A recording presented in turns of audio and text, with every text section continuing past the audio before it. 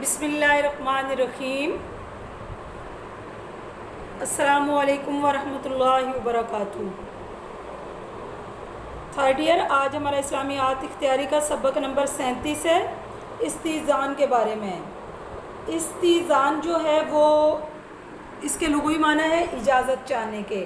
سورہ نور کا ترجمہ ہم نے پڑھا تھا، اس میں اجازت کے متعلق آیات تھیں۔ تو آج سورہ نور کے عنوانات میں سے عنوان نمبر 7 ہے ہمارے پاس، استئذان۔ استئذان کے لغوی معنی اجازت چاہنے کے ہیں، اور اس کے اصطلاحی معنی جو ہیں وہ یہ ہیں کہ کسی کے گھر میں داخل ہونے کی اجازت حاصل کرنا استئذان کہلاتا ہے۔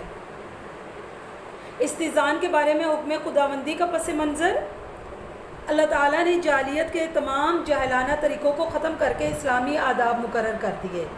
دور جاہلیت میں لوگوں کے طرز عمل کے بارے میں حضرت مقاتل بن حیان فرماتے ہیں، جاہلیت کے زمانے میں سلام کا دستور نہ تھا، کوئی سلام نہیں کرتا تھا۔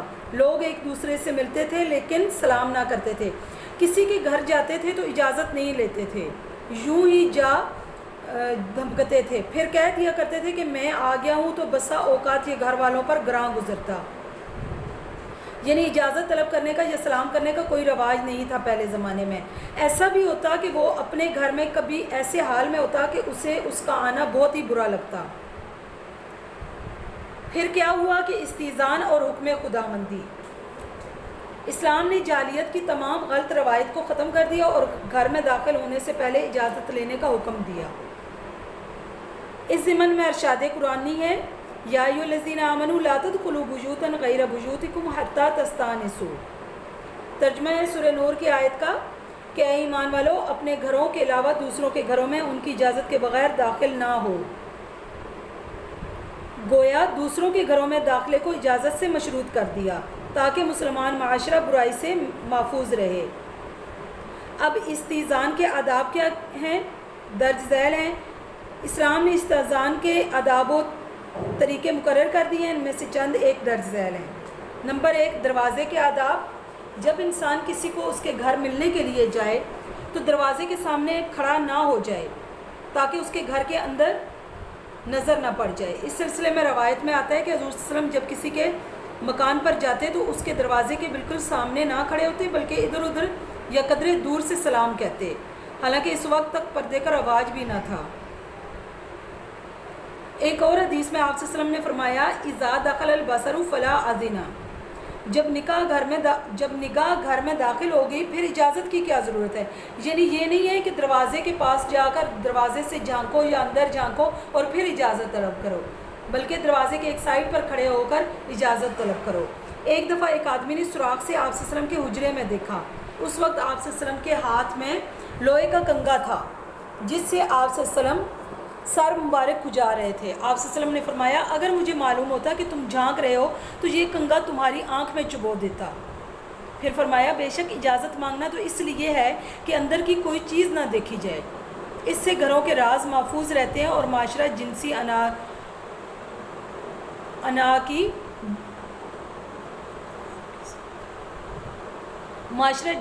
انارکی سے بچا رہتا ہے۔ نمبر 2، اجازت لینے کے آداب۔ اجازت لینے کے آداب کے بارے میں اللہ تعالیٰ نے فرمایا، وَلَا تُسَلِّمُوا عَلَىٰ أَهْلِهَا ذَٰلِكُمْ خَيْرٌ لَكُمْ لَعَلَّكُمْ تَذَكَّرُونَ۔ اور اہل خانہ پر سلام کہو، یہ تمہارے لیے بہتر ہے تاکہ تم نصیحت پکڑو۔ حدیث میں یوں بھی آداب اجازت کا ذکر آیا، السلام علیکم ادخلوا، تم پر سلامتی ہو، کیا میں داخل ہو جاؤں، میں آ جاؤں؟ اجازت لینے کے لیے 3 بار السلام علیکم کہے۔ اگر اجازت نہیں ملتی تو حدیث میں آتا ہے کہ تیسری مرتبہ پکارنے پر جواب نہ آئے تو واپس چلے جاؤ۔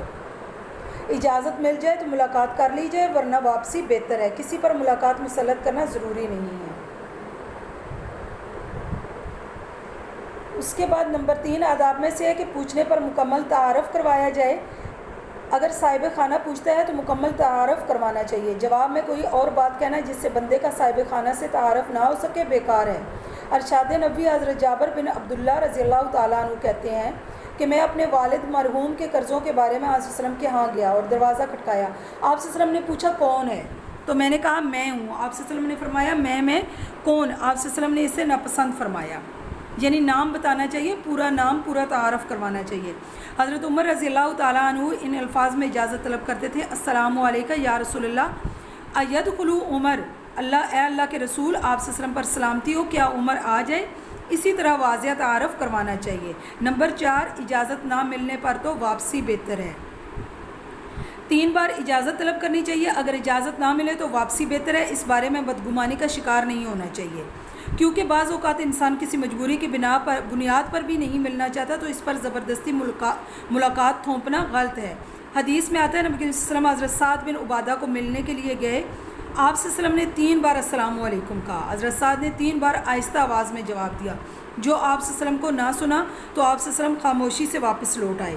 حضرت سعد رضی اللہ تعالیٰ عنہ آپ صلی اللہ علیہ وسلم کے پیچھے دوڑتے ہوئے گئے، یا رسول اللہ صلی اللہ علیہ وسلم آپ کی تمام آوازیں میرے کانوں میں پہنچ رہی تھیں اور میں نے آپ صلی اللہ علیہ وسلم کے ہر سلام کا جواب دیا، لیکن اس خیال سے کہ آپ صلی اللہ علیہ وسلم کی بہت سی دعائیں لوں اور زیادہ برکت حاصل کروں، آہستہ جواب دیا۔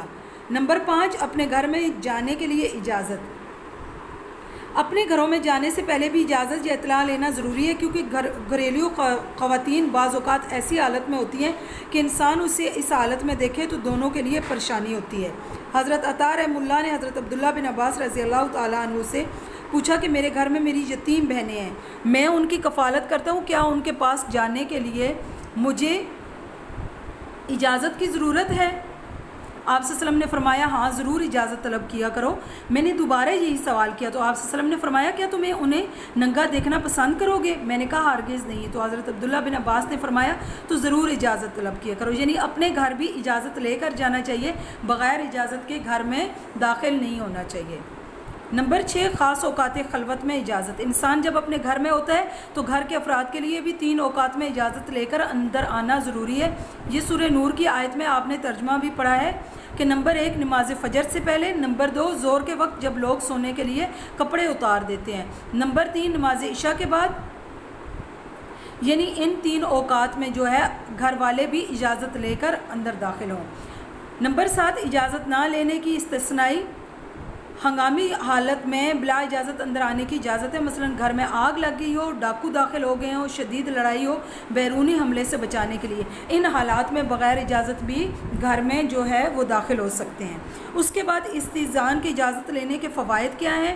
نمبر 1 نجی زندگی کا تحفظ، انسان اپنی نجی زندگی کا تحفظ اور اخفاء چاہتا ہے، اجازت لینے سے دوسروں کے نجی معاملات میں مداخلت نہیں ہوتی، کیونکہ بلا اجازت اندر آنے جانے سے زندگی کے ایسے پہلو سامنے آتے ہیں جنہیں انسان دوسروں سے چھپانا چاہتا ہے، اس کے نتیجے میں نجی زندگی بری طرح متاثر ہو جاتی ہے، اس کو ذہنی اذیت اٹھانا پڑتی ہے اور بندہ نفسیاتی امراض کا شکار ہو جاتا ہے۔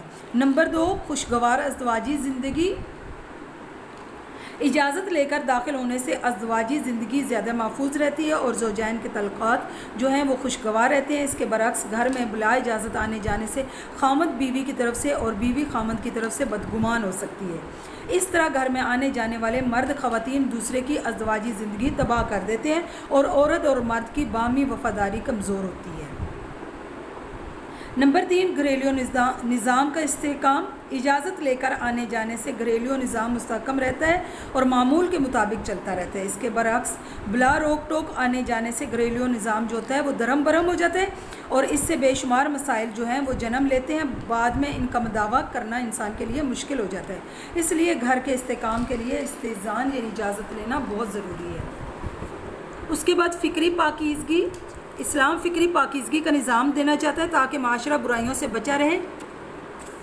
جب اجازت کے ساتھ داخلہ ہوگا تو بے شمار قسم کی ذہنی فکری پریشانیوں سے محفوظ رہے گا۔ فکری پاکیزگی پر ہی کسی معاشرے کی ترقی کا انحصار ہوتا ہے۔ یہ ہمارا سبق مکمل ہوا۔ اس سبق کو آپ نے اچھی طرح یاد کرنا ہے۔ اللہ حافظ، فی امان اللہ۔